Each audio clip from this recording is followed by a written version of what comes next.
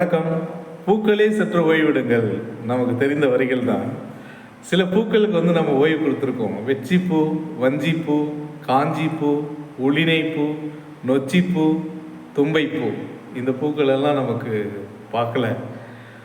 என்ன பண்ணியிருக்காங்கன்னா, ஒரு நாட்டினுடைய பசுக்களை எல்லாம் கொண்டு போகணும் அப்படின்னா அவன் சூடி கொண்டிருக்கிற பூ வெச்சிப்பூவை சூடி வருவாங்க. நம்முடைய நிலத்தெல்லாம் அபகரிக்கணும் அப்படின்னா அதை வஞ்சிப்பூ சூடி வருவாங்க. அந்த நிலத்தை நான் காப்பாற்றிட்டேன் அப்படின்னும் போது நான் கம்பீரமாக அணையக்கூடிய பூ காஞ்சிப்பூ. இல்லை கோட்டையே முற்றுகையிட போகிறேன், உன்னுடைய கோட்டையை நான் பிடிக்க போகிறேன் அப்படின் போது அவர்கள் சூடி வரக்கூடிய பூ ஒளினைப்பூ. முற்றுகையிட்ட கோட்டையை நான் ஜெயிச்சிட்டேன், என் கோட்டை எனக்கு தான் அப்படின் போது அவர்கள் சூடிக்கொண்ட பூ நொச்சிப்பூ. இரண்டு அரசர்கள் நேருக்கு நேராக மோதிக்கிறாங்க அப்படின்னு சொல்லும்போது அவர்கள் தும்பைப்பூ சூடி தான் அந்த போரை கலந்துக்குவாங்க. அப்போது பூக்கள் ஓய்வெடுக்கணும் தானே.